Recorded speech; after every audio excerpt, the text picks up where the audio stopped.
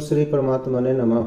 महाभारत के युद्ध में भगवान की एक अक्षौहिणी नारायणी सेना मिलाकर कौरवों के पास 11 अक्षौहिणी सेना थी, तो पांडवों ने 7 अक्षौहिणी सेना एकत्रित कर ली थी। इस तरह सभी महारथियों के सेनाओं को मिलाकर 50 लाख से ज़्यादा लोगों ने युद्ध में भाग लिया था। अब सवाल यह उठता है कि इन 50 लाख लोगों के लिए भोजन कौन बनाता था और कैसे यह सब प्रबंध करता था। सवाल यह भी उठता है कि जब हर दिन हजारों लोग मारे जाते थे तो कैसे शाम का खाना हिसाब किताब से बनता था। आइए जानते हैं इन्हीं सवालों के जवाब। महाभारत युद्ध की घोषणा हुई तो सभी राज्यों के राजा अपना अपना पक्ष तय कर रहे थे। कोई कौरवों की तरफ था तो कोई पांडवों की तरफ। इस दौरान कई ऐसे भी राजा थे जिन्होंने तटस्थ रहना तय किया था। कहानी एक ऐसे राजा की जो महाभारत के युद्ध में शामिल नहीं हुआ, फिर भी उसका महत्वपूर्ण हिस्सा था। ये कथा आप में से बहुत से लोगों ने शायद ना पढ़ी हो और न सुनी हो। इसका कारण ये है कि इसका संबंध सुदूर दक्षिण में तमिलनाडु से ज़्यादा है बजाय उत्तर भारत के। ये तो आप सभी जानते हैं कि महाभारत सदियों पूर्व हुआ प्राचीन काल का एक प्रकार का विश्व युद्ध ही था, जिसमें अनगिनत देशों के राजाओं ने भाग लिया था। एक आम धारणा है कि इस युद्ध में केवल भगवान कृष्ण के भाई बलराम, धृतराष्ट्र के भाई विदुर और रुक्मी शामिल नहीं हुए थे, परंतु ऐसा नहीं है। एक और राज्य था जो युद्ध से संबंधित तो था पर उसने लड़ाई में हिस्सा नहीं लिया था। ये था दक्षिण का राज्य उडुपी। दरअसल युद्ध में शामिल होने का निमंत्रण पाकर उडुपी नरेश अपनी सेना सहित कुरुक्षेत्र आए तो थे, परंतु कौरव और पांडवों की खींचतान और उन्हें अपनी ओर मिलाने की कोशिशों से हैरान हो गए। वे इस युद्ध के समर्थक भी नहीं थे, परंतु वे ये भी जानते थे कि इससे बचना और युद्ध का टलना संभव नहीं है। इसलिए उन्होंने भगवान कृष्ण से पूछा कि वो बाकी लोगों की तरह युद्ध के लिए ललायत नहीं है, किंतु इससे अलग भी नहीं रह पा रहे हैं। वे ये भी समझ नहीं पा रहे हैं कि दोनों ओर की इतनी विशाल सेना के भोजन का प्रबंध कैसे होगा। इस पर भगवान श्री कृष्ण ने कहा कि उन्होंने बिल्कुल उचित सोचा है।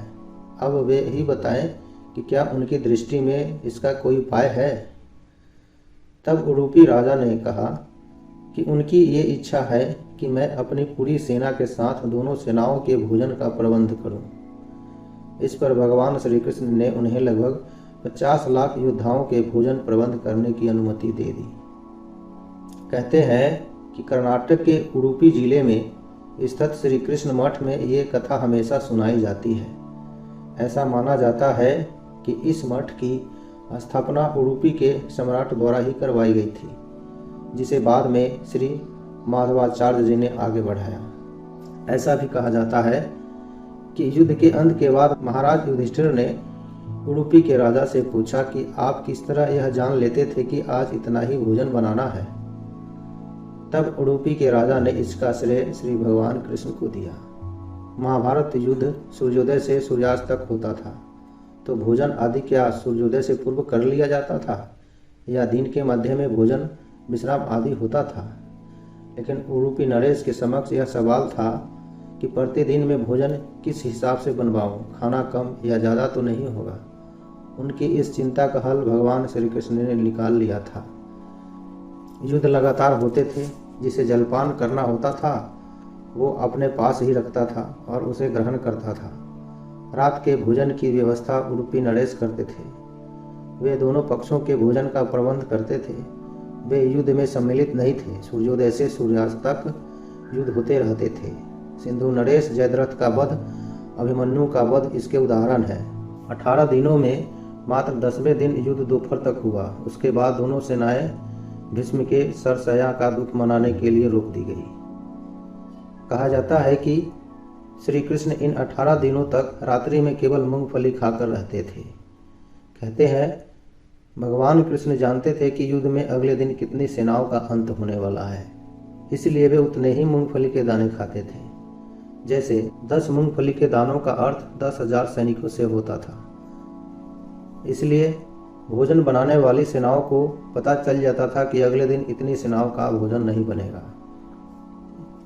युद्ध के दौरान जो सैनिक या योद्धा घायल हो जाते थे उनकी जगह दूसरे सैनिक आकर युद्ध करते थे और वे शिविर में जाकर औषधि आदि का प्रयोग अपने घावों पर करते थे।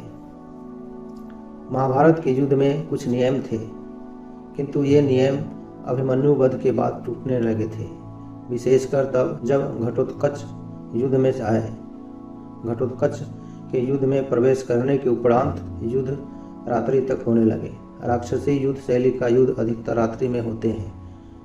इसका अधिक लाभ पांडव दल को मिला, क्योंकि रात्रि में युद्ध कौशल की कला उस काल में विद्यमान नहीं थी। पीठ पर हमला करने का नियम भी महाभारत के युद्ध में नहीं था। एक व्यक्ति से एक व्यक्ति एक समय में युद्ध कर सकता था। मूर्छित या घायल योद्धा पर प्रहार करना नियम के विरुद्ध था। लगभग 50 लाख लोगों ने इस युद्ध में भाग लिया। उस काल का सबसे विकराल युद्ध था महाभारत का युद्ध। जय श्री राधे कृष्ण।